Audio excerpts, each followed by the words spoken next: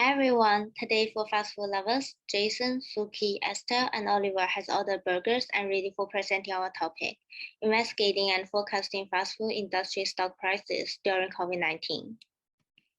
Recently, there have been comparisons between COVID-19 and 2008's global financial crisis. GFC will repeatedly spread into global economic shock and hit financial market. But how about COVID-19? For fast food industries, the official lockdown period stimulates its sales, especially in takeaway and delivery services are under restrictions. Our topic focuses on the effect of COVID-19 on quick service restaurants' performance in financial market. The presentation divided into 4 parts. Literature review, data selection, analysis consists of structure breaking detection, granular causality test, and volatility forecast, and conclusion. First, reference identify key structural change over time by analyzing the mobility networks for each calendar week, where each week corresponds to the average daily flow along the age during weeks. Second, reference examine the accumulated abnormal stock returns during the 10 days prior and 10 days after the event dates to find the structural changing point. Third, reference using AMA10 and GACH11 models to find the structural breaking point during the GFC in 2008. Second, use granular causality tests to study the dynamic relationship between stock return and dividend yields in the American and Japanese equity market. The last two, literature using price range in the estimation of stochastic volatility models and prove range is not a highly efficient volatility proxy, but also is approximately Gaussian and robust to microstructural noise. Thanks, Estelle. As Estelle mentioned, our research aim is to explore whether the COVID-19 pandemic will impact the stock price of fast food industry. To investigate this question, we collected 2 data sets. The first is the adjusted stock price of 5 representative fast food companies, including McDonald's, Starbucks, Domino's, Pizza, Yum, and Wendy's. The other is the number of confirmed coronavirus cases in the US since the outbreak of COVID-19. And here are the reasons for why we choose these 5 firms and why do we use the adjusted closing price. About the data processing, we have total 591 stock price, and the stock are only traded on weekdays, which leads to missing value on weekend. In order to maintain the consistency of data, we delete the number of confirmed data each weekend. And since it is a cumulative number, it will increase or stay the same, but never decrease, as this graph demonstrated. And just a quick glance at our data, we found that the data stored at the end of March and the start of April and July in 2020. And in that case, we prefer to focus on the log trend of the increased cases rather than using the original data directly. Now let Jason give us some data about data analysis. In this part, we're going to figure out if there are structural change in the stock return for these 5 companies after the COVID-19 outbreak. There are 3 steps in this part. Firstly, we tested for the stationarity using the ADF test, which turns out the log return sequence is stable to construct the AMA model. Secondly, as we cannot pre-specify the exact date that the break occurred, we consider structural changes are endogenous. So based on the time plots, we selected a period that contains the potential break dates. Finally, a child test is performed for the potential break dates, and the result indicated there was a structural change for the stock return after COVID-19. And the specific date is actually very close to the official date, March 11th, when WHO declared COVID-19 a pandemic. First step, according to the ADF test model and the test hypothesis, we conducted the ADF test on the original data log price and the log returns respectively. The log return is a different data here. We find out for the log returns, the corresponding p-values for the 5 companies are all below 5% significance level. So we reject the null hypothesis. So the log return sequence is stable to construct the AMA model. Second step, the child test asks whether there is a break beginning at some particular no break date. Since we don't know the specific date, we cannot specify the dates that the break occurred. The breaks are endogenous. We thus select a break period that contain many potential break dates, and we break the sequence at each potential break date respectively. And based on the time plots of the stock price, we can see there was a dramatic drop around in the middle of March in 2020, which is the beginning of the outbreak. Thus, we selected the break period a bit wider, starting from February 10th to April 22nd. Based on the ACF and the PACF test for the 5 companies, we built the ARMA model for each company, respectively. And then the external is the log return. The child test model and the test statistics has been given as well. To determine whether there is a break anywhere in the sample, we're going to perform a child test for each company individually and for every potential break date TM, which are roughly 40 days. The break dates that result in the largest value of F statistic provides a consistent estimate of the actual break date. The test results show the estimate of the break dates for the 5 companies are very close to the date March 11th that the WHO declared COVID-19 a pandemic. Therefore, we can conclude that there was a structural change for the stock return of the 5 companies. And this result seems to be reasonable, since after the break of COVID-19, people avoided going out, eating out, population income declined at the same time, consumption behavior changes consistently. Also, government has taken social restrictions such as home isolation. The capital market reflects the future expectations of the real economy. The stock market would be more volatile in the short term. Okay, let's welcome Estella to introduce the Granger causality analysis in the next part. As Jason mentioned, all 5 firms have structured breaking at around 17th March 2020. We will run Granger causality tests to verify the possible predictability and temporally lag relationship between case growth and stock returns. We use time period between 21st January in 2020 to 5th of May in 2021 in generating Granger causality tests, as the first confirmed case were reported on 21st January in 2020 in the US. First, check stationarity for each time series by conducting ADF tests. It's necessary to recheck stationarity even though Jason had checked it, because different time period is used in this part. Stationarity is a prerequisite of Granger causality tests to avoid false regressions. Then find the optimal lags from VAR models for each firm. Finally, run Granger causality tests using the optimal lags. P-value of all stock returns and case growth are 0.01, which rejects the new hypothesis at all significance level. It means time series of all stock return and case growth are stationary, which satisfy the prerequisite of Granger causality tests. Build VAR model for 5 companies against case growth. Determine the optimal lags based on the minimum AIC.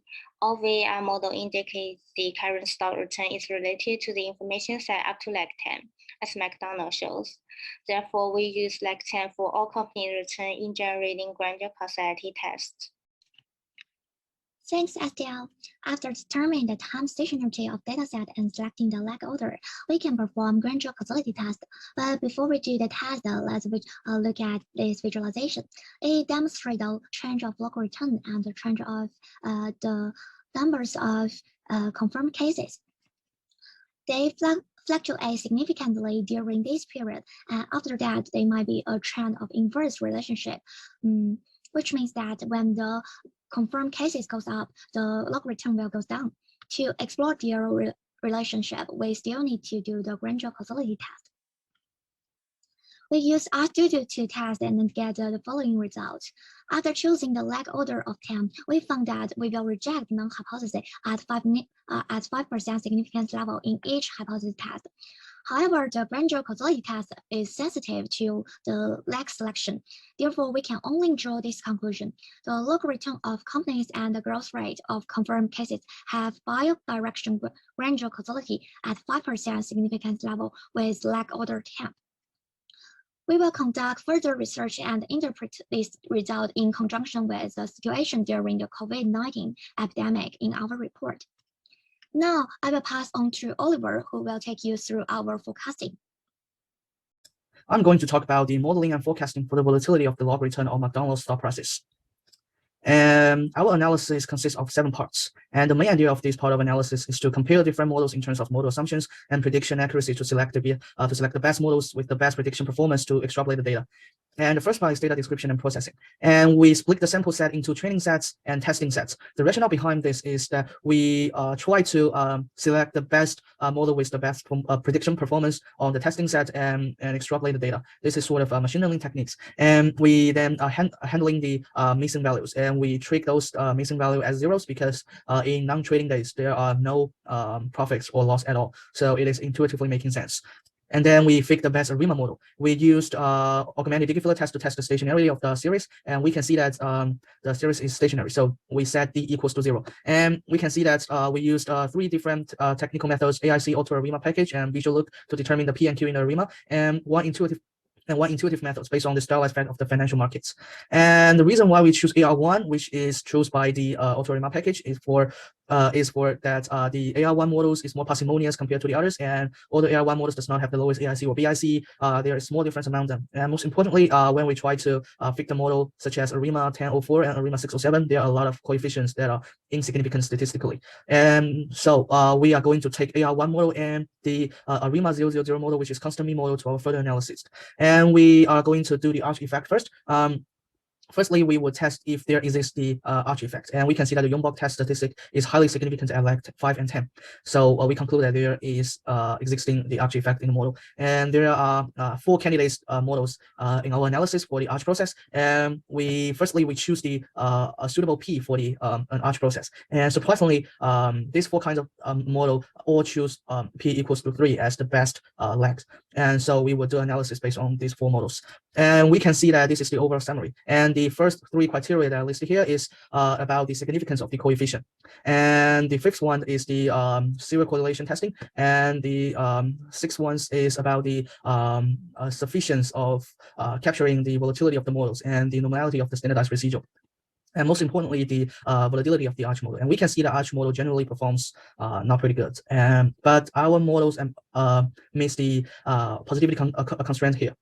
And here we use the proxies to determine the forecasting accuracy. And we can see that the reason why we are using proxies is because we do not have the true volatilities for real data sets. Volatility is an unobserved process, so we will use proxies. And we can see here is the overall summary of the predicting accuracy. And we can see that AR1 Arch3 T model and AR1 Arch3 Gaussian model performs the best compared to the others. And here we are moving on to the Gauch modeling. We first determine the best P and Q for the Gauch model for 4 kinds of models, and the outcome is surprisingly similar. We can see that the 4 candidates are listed here, and we can see that the Gauch model generally performs better than the Arch model in terms of the assumption checking. And here we use the predictions to check if the model predicts really well. And we can see that all of Gauch models are mean reverting and stationary, and they fix the proxies really well. Here's the overall summary, and we can see that the best performed model is mean Gauch 1-1 Gaussian model. And here we move on to the asymmetric Gauch model, and here we can see that the leverage effect is significant at 5% level, and we can see that the GJR Gauch model fits the volatility relatively well. And the reason why we are just using the mean GJR1 and Gauch 1-1 Gaussian and T models is because they are just simple. Because when we are going to the higher lag order of the GJR models, things will be really, really complicated. And we can draw the NIC, which is known as the news impact curve for the mean GJR1 Gauch 1-1 Gaussian model.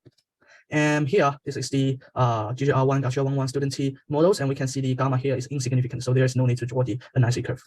And here's the overall summary. We can see that the GJR models does not perform really well in terms of the assumption checking. And in terms of the forecasting, and the mean GJR Gauch 1-1 student T model performs the best. And here is the E-Gauch model, and all the coefficient of the E-Gauch model are significant. And here is the NIC for the E-Gauch Gaussian model and E-Gauch student T model. And here is the overall summary of the assumption checking for these 2 models. And we can see that it generally performs well in terms of the significance of the coefficients, but there exists serial correlation in both models. And here is the overall summary of the in-sample forecasting and accuracy. And we can see that the mean E-Gauch 1-1 model with student T arrows seems not to be stationary. And this is probably because the beta of the model is really, really close to 1. And we can see that the performance here on the predictions and accuracy are pretty bad for both models. Here we choose the mean GJR1 Gauch 1-1 Gaussian model for our final extrapolation. And here is the 10 days forecast in the future. And here's the conclusion and insights. There are some interesting insights here. And the introduction of the student t-error for different model in most of the cases makes the standardized residual normal. And in most of the cases, model with Gaussian error have generally better prediction performance than that of the student t-error. And our potential improvement is using rolling window or expanding window methods to test the prediction accuracy of the model. And we should try to select the best e-gauge and GGR-gauge models in the future and predict the value arrays in the future. And here's the mind map for our analysis. Thank you for listening. Thanks, Oliver. Here are our conclusions for the presentation. The first is that there was a structural change for the stock return which occurred in the mid of March 2020. The second is there is a bidirectional granular causality between log return and log change with lag order 10. The third is using student error in volatility modeling fits the data better, and the model with student error generally perform better than those using Gaussian error. The limitation is that model with the training set well does not mean they would have low prediction error.